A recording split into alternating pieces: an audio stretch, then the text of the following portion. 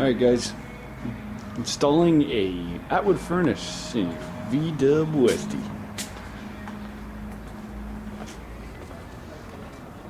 Yeah.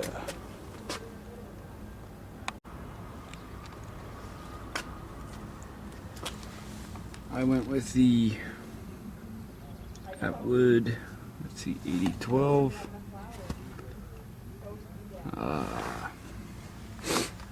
She is there.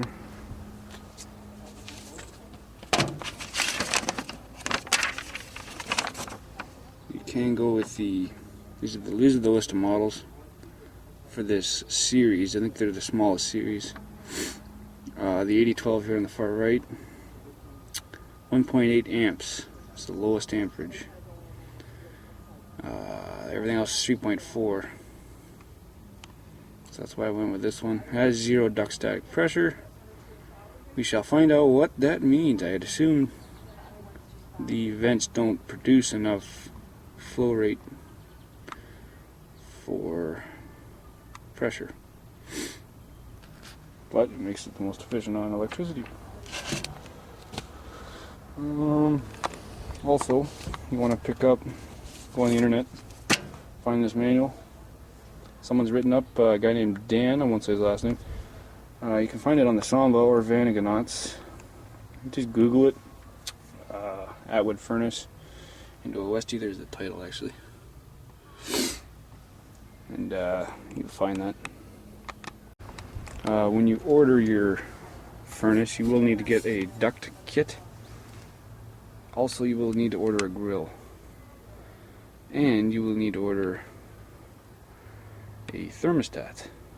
3 basically separate part numbers that are all part of the big part number when you order the whole furnace together. This is what comes with it though.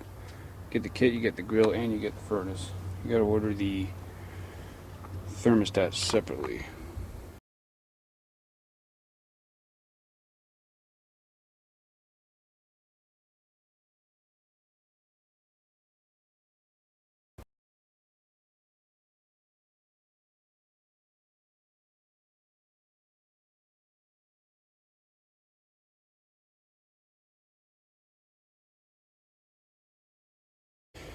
Alright, so the first thing is to remove your door. Just pops right off. Obviously, open your lid here and pull out your divider.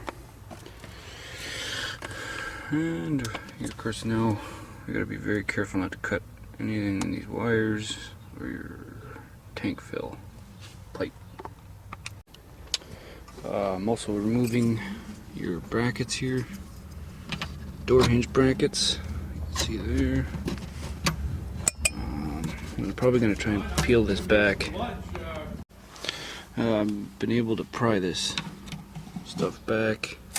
I want to be able to save it in case I need it maybe somewhere else. It appears as if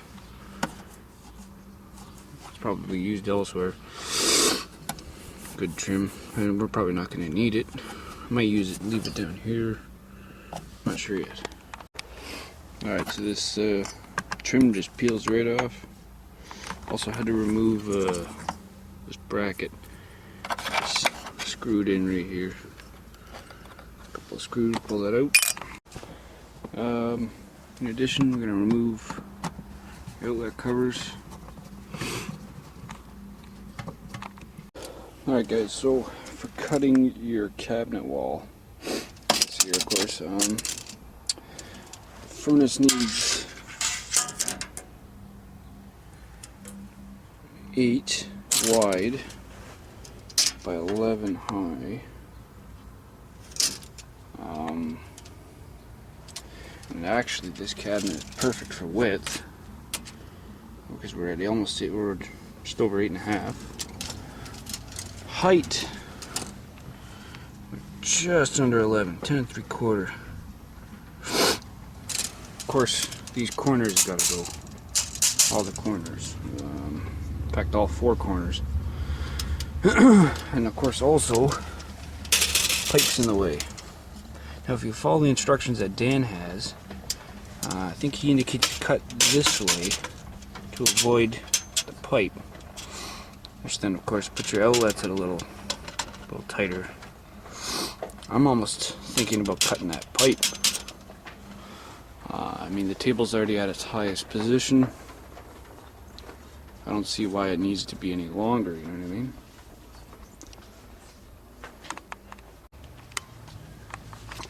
Alright, so I've made the measurements. That's what I'm cutting off in the corners here. That corner, all 4 corners. I'm also going to be cutting down to this height here so that I can get my 11 1/8 height, as the furnace appears to be about 11 inches tall. It does call for a tight clearance fit. It doesn't want any large gap for this portion of the furnace. Alright guys, I'm using an assortment of saws here. Got Sawzall, hacksaw, wood saw. I am going to pull this out, the divider here. There should be a screw there. I was actually missing mine. 2 down there on that bracket. Also, another one. Can't show you that, but there's another 2 screws here. And pull this out of there. Alright, so the hole is cut. Which looks like sun in the way there. But, corners are all nicked off. Had to remove this bracket here. It sits right here. Actually just sits nice and flush too.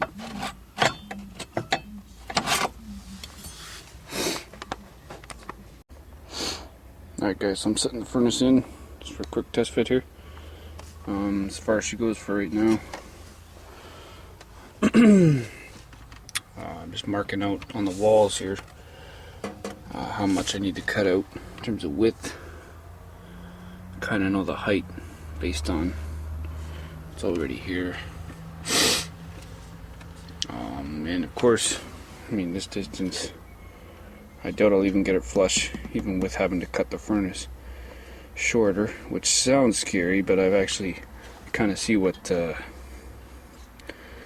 Dan had done here on his instruction manual as well. He had to cut the back of the furnace. I'll show you that later. I had to reroute this black wire here. That it normally follows the 120 house current. This black wire here does, but I took it up underneath so that I rode along this sort of the rail that's behind here. I'm not sure I can show you down there or not.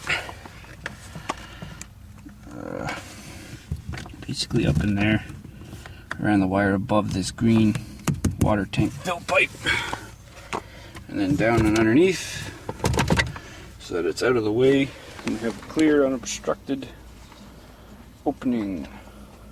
I might want to still move these AC wires, maybe get some straps for them.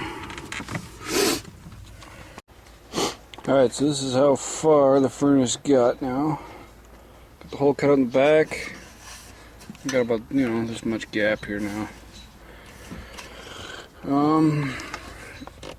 So in here I've got the furnace sitting. I built a block of wood there, and you can see it's in the light there.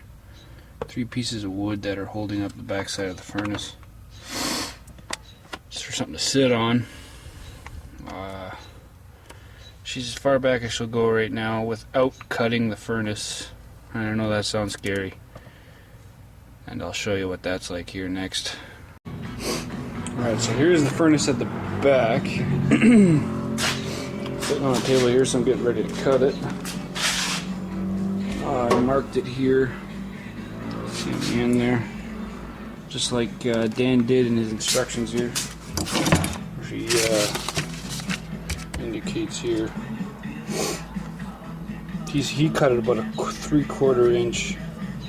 That's where he drew his line here from the edge to the line. It's about 3/4 inch on the bottom of the unit. Which is what I've got here.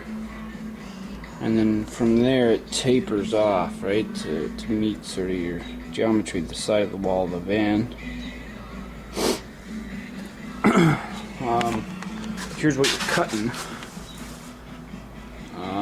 It's basically just all empty space. But if, you know, I mean, it maybe might make it a little weaker by cutting all this, right?